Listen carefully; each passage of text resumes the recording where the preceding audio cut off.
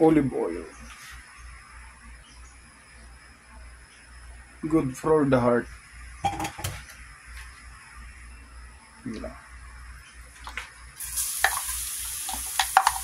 Olive oil ang nilagay nating mantika. Tapos ilalagay na natin ang bawang na chop bawang, no.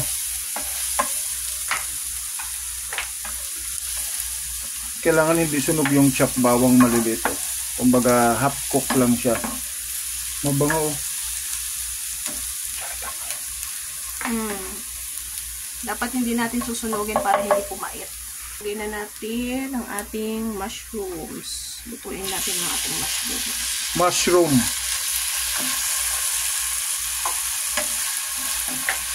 So paghalo-haloin lang guys, nailagay na natin ang olive oil, yung bawang na maliliit yung pagkahiwa, tapos yung mushroom. Ang mushroom pwede namang nabibili kahit saan. So ayan, at pinaghalo-halo na po natin yung unang nating nilagay ay ang bawang na ginisa sa olive oil. Tapos yan na po yung mushroom na pinaghalo-halo. Mabibili po ang mushroom sa kahit saang grocery.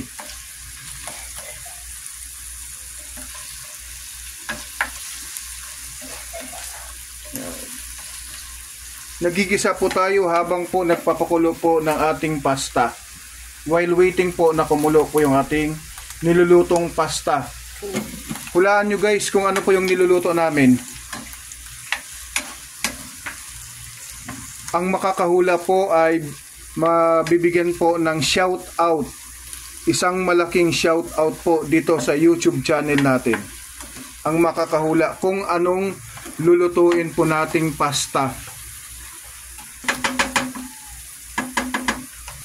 So yung apoy guys, dapat nung sa low to medium lang po yung apoy natin sa kalan. Mushroom tumatalsik.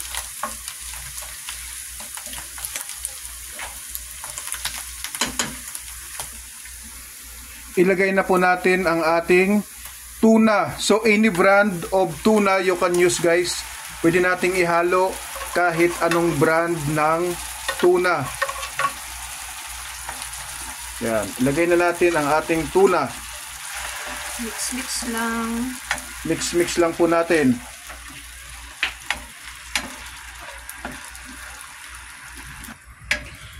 Paghalo-haluin lang po natin yung mga nagisang mga sangkap. Yun, habang naghihintay po tayo ng ating pasta, iinitin po muna yung tubig. Lalagyan po ng mantika para hindi po magkadikit-dikit po yung pasta. Yan, pag kumulo na po, saka na po natin ilagay ang ating pasta. Yun po ang sekreto. Lagyan po natin ng mantika para yung pasta natin hindi po magdikit-dikit.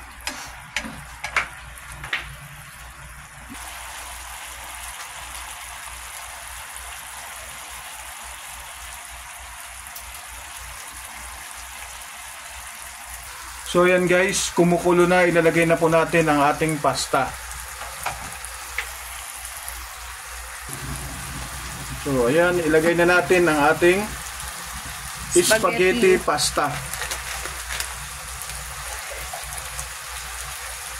Dito na tuloy. Damihan mo. Iwan ka lang ng konti.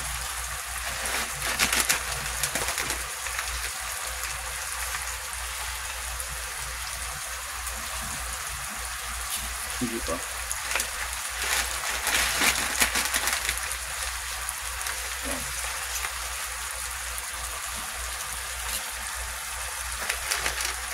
So, lalakasan natin ng apoy guys para po kumulo ng kumulo at mabilis po ang kanyang pagluto. So, it takes 8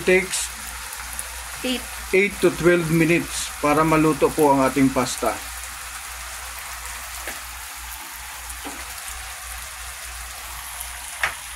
Tutok na tayo.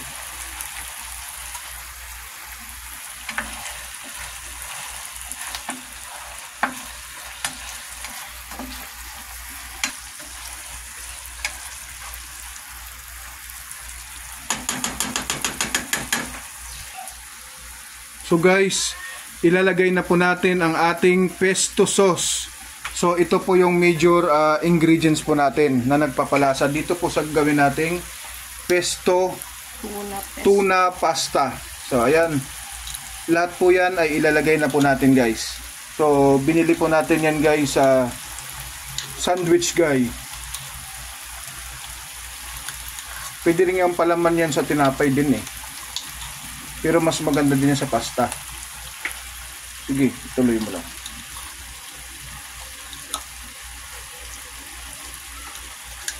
Kaya. Ayaw lumabas.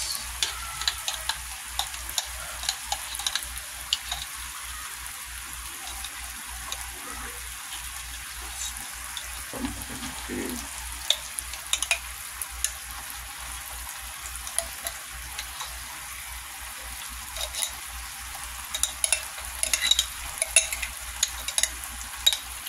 May nakasulat dyan kung ilang miligram.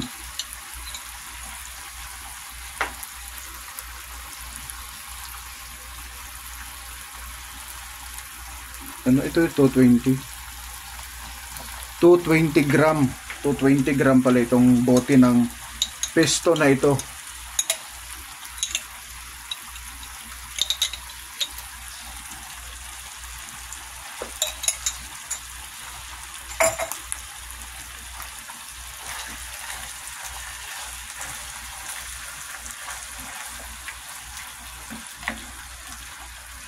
Yan, at paghalo-haloin lang po hanggang sa maluto. Mag-well combine. Mag-well combine ang mga ingredients.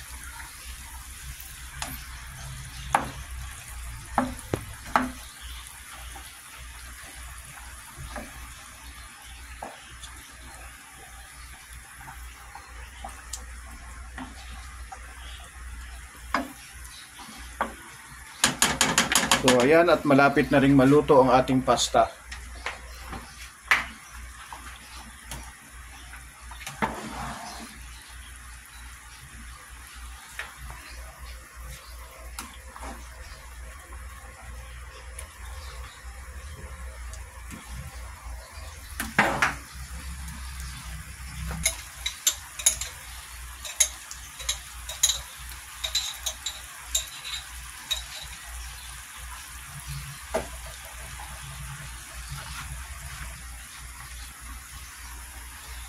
Sayang po, at kung meron pang natirang konti sa lata, simutin na lang po natin. Sayang po, pangdagdag lasa pa po yan.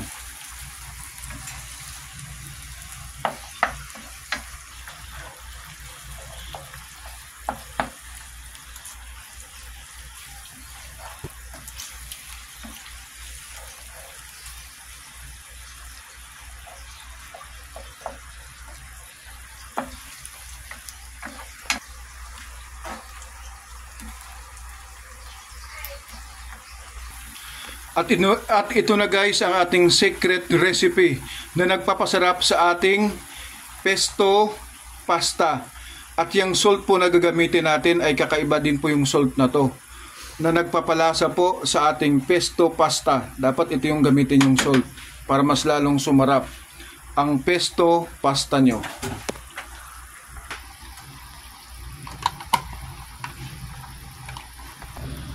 Ito guys ang ating salt na ilalagay dito sa ating pesto pasta. Himalayan pink salt. Ayan guys.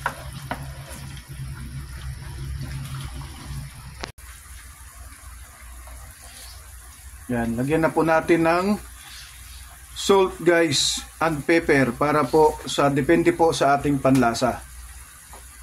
Para pandagdag po ng taste po natin. Salt, asin at pepper. Ang pepper po ay paminta.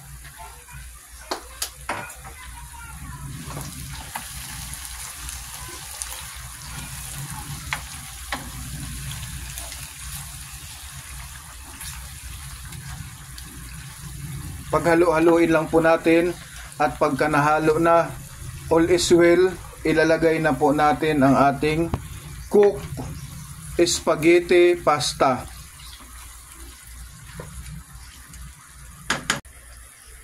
Ilalagay na po natin yung drained pasta po natin, na drain na po siya guys.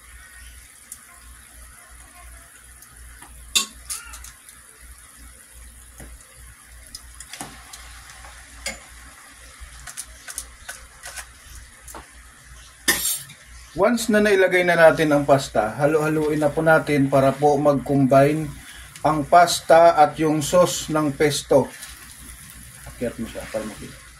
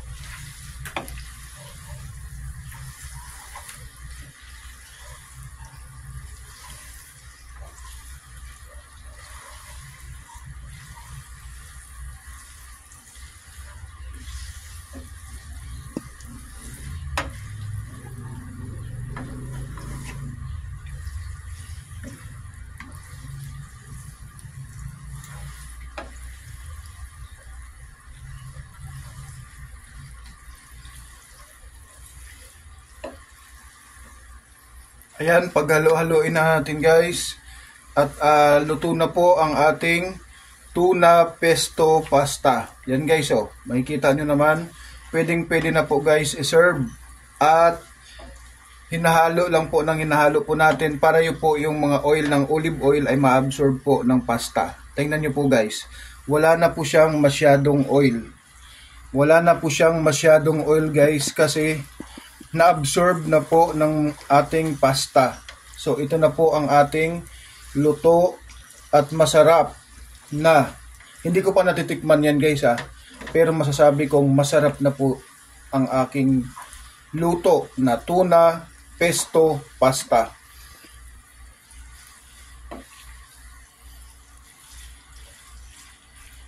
Titikman na natin guys. Kasi kanina assume lang po natin na masarap. So ito na po ang final guys kung masarap ba talaga. So titikman na natin guys ang ating tuna pesto pasta. So ayan. Kukuha tayo.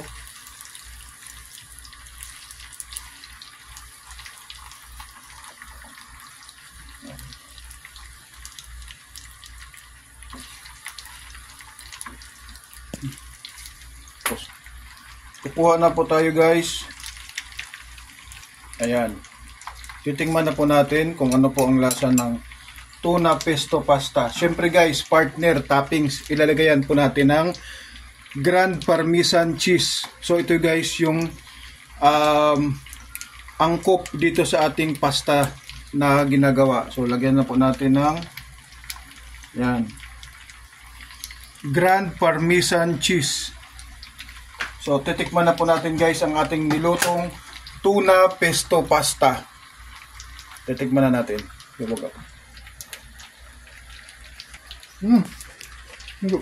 Masarap. Manami. Manami. Sa probinsya namin, manami. And guys, luto na po ang ating tuna pasta. Manami, manasarap. Sa Tagalog, delicious.